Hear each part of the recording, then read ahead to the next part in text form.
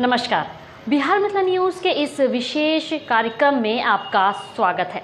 मैं हूं तलत परवीन। बिहार की राजनीति में मुकेश सहनी अपने स्थान बनाने के लिए और अधिक से अधिक सीटों का दबाव दोनों बड़े गठबंधन पर डालने के लिए आजकल बिहार में हेलीकॉप्टर संवाद स्थापित करते हुए मुकेश सहनी का प्रत्येक दिन हेलीकॉप्टर यात्रा हो रहा है, जिसमें हजारों की संख्या में आए लोगों के बीच वह आरक्षण देने की मांग प्रमुखता से उठा रहे हैं और अंदर ही अंदर और महागठबंधन से सीटों का तालमेल भी करना चाहते हैं। ऐसे में वह बिहार, उत्तर प्रदेश और झारखंड के लिए 23 सीट की मांग कर रहे हैं, जिसमें बिहार से 6 सीट की मांग। चलिए आपको दिखाते हैं एक विशेष रिपोर्ट। क्या मुकेश सहनी अपने मकसद में कामयाब हो पाएंगे?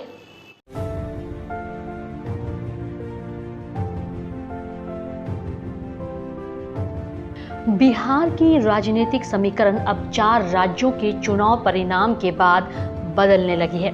सवाल यह है कि बिहार में मोदी के चेहरे को भी आगे कर लोकसभा के चुनाव लड़ी जाएगी, तो दूसरी तरफ क्या राहुल गांधी का चेहरा महागठबंधन के लिए होगा या फिर नीतीश कुमार, लालू यादव का?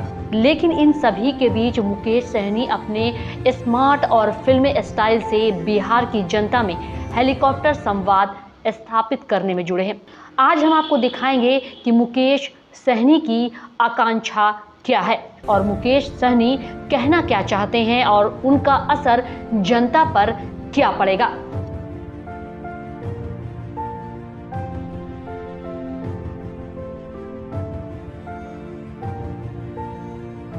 आप भी अपना वोट को ताकत को समझिए, पहचानिए।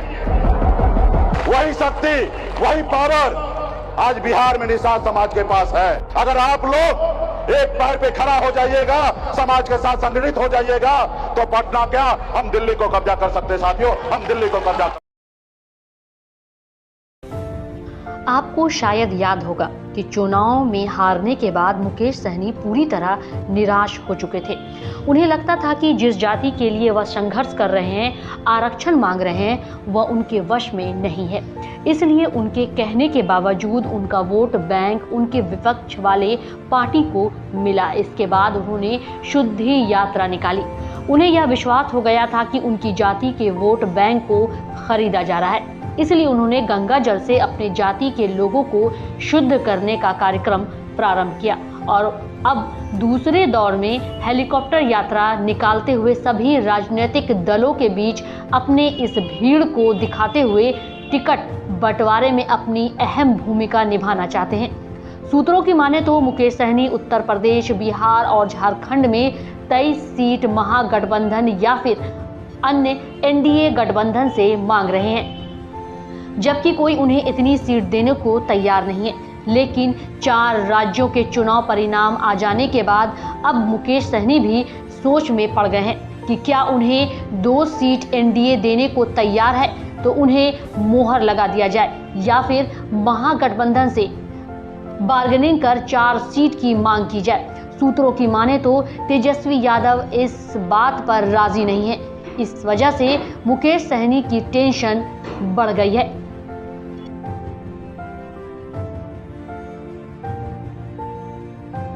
होता है कि देश का प्रधानमंत्री हमसे घबराते हैं, कहते हैं कि सहनी जी जो गलती सलती हुआ माफ कीजिए, आप आइए हमारे साथ आइए, अगला मुख्यमंत्री आपको बनाएंगे। उनका एक और है कि हमारे साथ आ जाइए, पार्टी विलय कर लीजिए, मेरे साथ आइए। हम कहते हैं भाई, हम मलाह का बेटा है, जाल में मछली फंसाते हैं, जाल में फंसते नहीं है। हम अपना झोपड़ी में रहेंगे, लेकिन झोपड़ी का बादशाह बन के रहेंगे। तुम्हारे महलों में आके हमें गुलामी नहीं करना साथियों, तुम्हारे महलों में आके हमें गुलामी नहीं करना।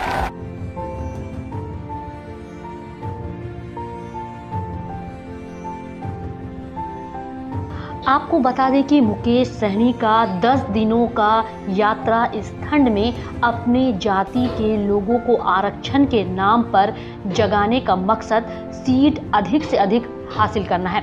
हालांकि वह अपने भीड़ में अपने फिल्मी अंदाज में भाषण देते हैं, चश्मा लगाते हैं, हेलीकॉप्टर से उतरते हैं, जैसे लगता है कि किसी फिल्म की शूटिंग देख रहे हैं। और इस शूटिंग को देखने के लिए हजारों की संख्या में लोगों को मुकेश सहनी किसी फिल्मी हीरो से कम नहीं लगते। अपने अंदाज से लेकर अपने बोली और एक्शन में जाने वाले अब इन नेता की छवि अभिनेता के रूप में आने लगी है।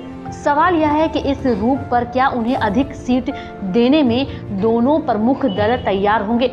हेलीकॉप्टर से उतरने के बाद जिस तरह फिल्मी स्टाइल में वह भाषण देते हैं, लोगों की रुचि बढ़ने लगी है। इतनी बड़ी संख्या में आए हुए लोग क्या वोट बैंक में तब्दील हो जाएंगे? यह मुकेश सहनी के लिए अभी भी टेंशन का विषय है। क्या इन लोगों पर मोदी का प्रभाव नहीं है, या फिर इन लोगों का प्रभाव होगा? इन सब के बीच मुकेश सहनी के टेंशन यह है कि वह इतनी संख्या में आए भाषण सुनने वाले लोगों को वोट बैंक में तब्दील करेंगे, ऐसा उन्हें दूर तक दिखाई नहीं देता। लेकिन मुकेश सहनी के सभा में बढ़ती संख्या को देखते हुए दूसरे दल भी टेंशन में है कि क्या वास्तव में मुकेश सहनी इतने वोट बैंक के मालिक हैं। मुकेश सहनी की सबसे बड़ी मांग यह रही है कि वह उप मुख्यमंत्री बनाए जाएं, चाहे भले ही उनकी राजनीतिक दूरदर्शिता और अनुभव कम क्यों ना हो, क्योंकि सहनी समाज के लोग भी अब मुकेश सहनी से पूछने लगे हैं कि आपने लड़ाई लड़ी लेकिन मिला क्या? आप मंत्री तक बने लेकिन सहनी समाज के लिए कितना फायदा पहुंचा पाए? इन तमाम सवालों के बीच मुकेश सहनी एक बार फिर चुनाव मैदान में है।